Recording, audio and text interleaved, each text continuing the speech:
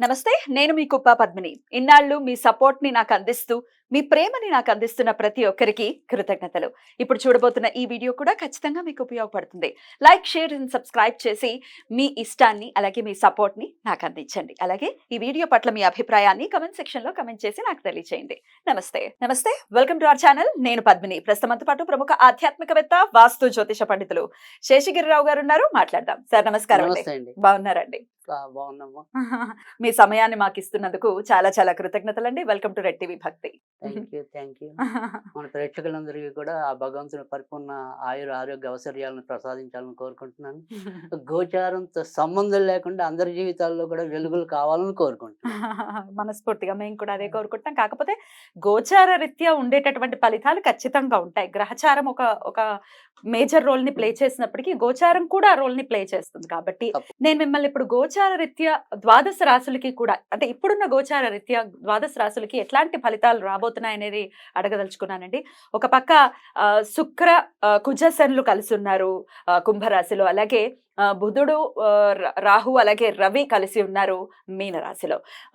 Major గ్రహాలు అంటే 6 గ్రహాలు ఇంచుమించు ఒకే దగ్గరలో ఉన్నటువంటి పరిస్థితి. ఇట్లాంటి గోచార పరిస్థితులు ఉన్నప్పుడు ద్వాదశ రాశుల మీద ఎలాంటి ఇంపాక్ట్ ని చూపిస్తుంది ఒక్కసారి మీ ద్వారా? తప్పకుండా. అంటే ఇక్కడ మనం ఏదైతే ఇప్పుడు ఈ సంయోగం అంటాం, గ్రహాల సంయోగం అనుకోండి, అది ఒక్కొక్క బిందువులో వారు ఇంకా దగ్గరగా ఉన్నప్పుడు దాని ఫలితం అనేది ఇంకో రకంగా ఉంటుంది.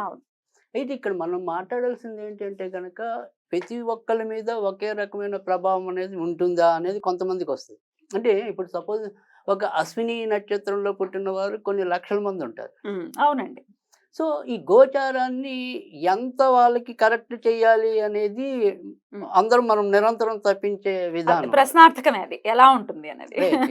సో ఇక్కడ ప్రత్యేకంగా మనం మాట్లాడుకోవాలంటే కనుక 3 విషయాలు ప్రతి రాశిలో కూడా మున్ముందు, అంటే సమీప ఒక 2-3 నెలల భవిష్యత్తు కనుక తీసుకుంటే కనుక కనీసం ఒక 3 నెలలు వివిధ కోణాల్లో ముఖ్యంగా వచ్చేప్పటికీ ఆరోగ్య సమస్యలు పెరుగుతాయి. ఒకటి ఎవరెవరికండి చెప్తా. సో ఆరోగ్య సమస్యలు అనేది పెరుగుతాయి. తర్వాత ఎవరైతే ఈ కొత్తగా గర్భం దాల్చి ఉంటారో, అంటే రీసెంట్ అనుకోండి, వాళ్ళకి కూడా ఒక్కోసారి గర్భస్రావ ప్రమాదాలు ఉంటాయి. తర్వాత రెండోది, ఎవరికైతే క్షణికావేశం ఉంటుందో ఆ షార్ట్ టెంపర్తో చేసే నేర ఘోరాల సంఖ్య పెరుగుతుంది.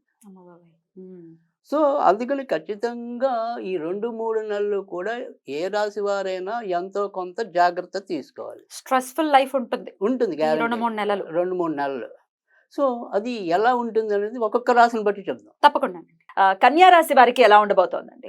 కన్యా రాశి వారికి కూడా, అంటే ఇప్పుడు మనం చాలా రోజులు కన్యా రాశి ఒకటి, కుంభరాశి ఒకటి, మీన రాశి ఒకటి కొద్దిగా జాగ్రత్తగా ఎక్కువ మిగతా రాశులతో పోలిస్తే ఉండాలని చెప్తున్నాం. ఇక్కడ ఈ కన్యా రాశి వారికి వచ్చేప్పటికి ఏంటంటే ఎక్కువ ఎందుకు జాగ్రత్తగా ఉండాలి అంటే, సరే ఇప్పుడు ఒక పార్ట్ అయితే అయిపోతుంది 16వ తారీఖు. ఈ 16వ తారీఖు లోపు ఎవరైతే ఉన్నారో యూత్, అంటే పెళ్లి కాని యువతి యువకులు, వీళ్ళు కొద్దిగా పెడతావ పట్టే అవకాశాలు అయితే ఉన్నాయి. ఏంటి మార్చి 16 లోపు అయితే? రైట్. సో మార్చి 16 నుంచి వాళ్ళకుండే ఇబ్బంది తగ్గిపోతుంది. ఇంకా పెద్దవాళ్ళకి వచ్చే ఇబ్బందులు బిగిన. సో పెద్దవాళ్ళకి ఏ రకంగా ఇబ్బందులు వస్తాయి అనేప్పటికీ ఇక్కడ ఏంటంటే, ఆల్రెడీ రాహు చాలా కాలంగా అక్కడ మనకి సప్తమంలోనే ఉన్నాడు, లగ్నంలో ఇక్కడ కేతు ఉన్నాడు. సో చాలా మంది ఈ భార్యాభర్తల వ్యవహారాల్లో చిక్కులు అనుభవిస్తున్న వాళ్ళు ఇటీవల కాలంలో ఈ రాశిలో మీన రాశి కానీ కన్యా రాశి కానీ కొద్దిగా ఎక్కువ ఇబ్బందుల్లోనే ఉంటారు.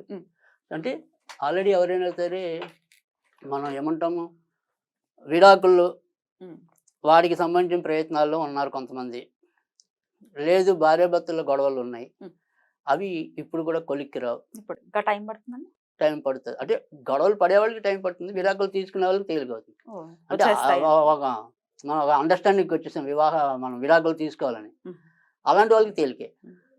సో కానీ ఇంకా అటు ఇటు కాకుండా ఊగిసలాడుంది, తీసుకోవాలా కాంప్రమైజ్ అవ్వాలా అది అయితే నానుస్తుంది. సో ఆ రకంగా వాళ్ళకి అంత మంచి అయితే కాదు. అంటే కేతు ముందుకు వెళ్ళేంత వరకు కూడా ఇలానే ఉంటుంది అనుకోవచ్చా? అంటే కేతు ముందుకు వెళ్ళకపోయినా కనీసంలో అయితే ఈ గురుడు అనేవాడు భాగ్యస్థానానికి రావాలి. తర్వాత బుధుడు మేషానికి రావాలి. అప్పుడు ఒకంత ఊరట అనేది ఉంటుంది. తర్వాత రెండోది వచ్చేప్పటికి ఏంటంటే ఈ కన్య రాశిలో లగ్నంలో కేతు ఉండటం అనేది ఒకటి, ఆ బుధుడు ఆల్రెడీ లగ్నాధిపతి మరి నీచల్లో ఉండటం అనేది ఒకటి, తర్వాత పంచమంలో కుజుడు, తర్వాత వచ్చేప్పటికి షష్టమంలోకి వెళ్తాడు కనుక ఇటు పిల్లల వ్యవహారాల్లో వీళ్ళు జాగ్రత్తగానే ఉండాలి. సరే, యువతి యువకులైతే ఇందాక చెప్పుకున్నాం మార్చి 16 అయిపోయిందని, కానీ ఇంకా చిన్న పిల్లలు ఉన్నారు. అలాంటి వాళ్ళు దెబ్బలు గాయాలు తగిలించుకునే అవకాశాలు అయితే ఉంటాయి. తర్వాత రెండోది వచ్చేప్పటికి ఏంటంటే ఎవరైనా సరే ఇంట్లో దీర్ఘకాలిక రోగాలతో బాధపడుతున్న పెద్దవాళ్ళు ఉంటే వారి ఆరోగ్య విషయంలో జాగ్రత్త తీసుకోవాలి. సో వారికి ఒకసారి ప్రమాదాలు ఉంటాయి.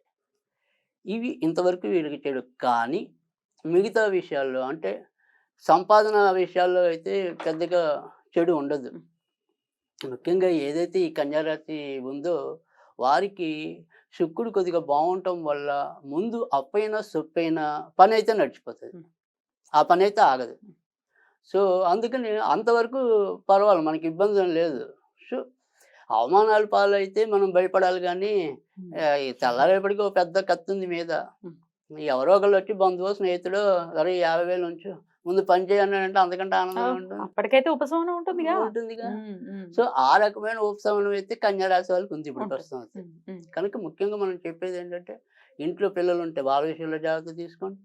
తర్వాత వివరాల కోసం ఆల్రెడీ ఉంటే కనుక అది ప్రాబ్లం కాదు, సరే అలాగో నిర్ణయం చేసుకున్నారు కాబట్టి. ఇంకా వృద్ధులు ఎవరైతే ఉంటారో వారి ఆరోగ్య విషయంలో శ్రద్ధ చూపండి. ఇవి జాగ్రత్త పడితే కనుక కన్యా రాశి వారికి ఇబ్బంది ఏం లేదు. అయినప్పటికీ చేసుకోవాల్సినటువంటి పరిహారాలు ఏమైనా ఉన్నాయా? తప్పకుండా. సో ఈ కన్యా రాశి వాళ్ళు ఏంటంటే కొద్దిగా 5 బుధవారాలు చాలా బ్యూటిఫుల్ గా ఎక్స్ప్లెయిన్ చేశారు. డెఫినెట్ గా ద్వాదశ రాశులకి కూడా ఈ గోచార రీత్యా వచ్చేటటువంటి ఫలితాలు ఎలా ఉంటాయి అనేది తెలియజేశారు. అలాగే రెమెడీస్ కూడా చెప్పారు, రాశి వైజ్ కూడా చెప్పారు. కాబట్టి అందరికీ కూడా ఈ 2 నెలలు చాలా బ్యూటిఫుల్ గానే వెళ్ళాలని మనస్ఫూర్తిగా వెళ్ళాలని మనకు కూడా కోరిక. తప్పకుండా మీ సమయం ఇచ్చి మాకు ప్రెడిక్షన్స్ ని తెలియజేసినందుకు చాలా చాలా కృతజ్ఞతలండి. నమస్కారం.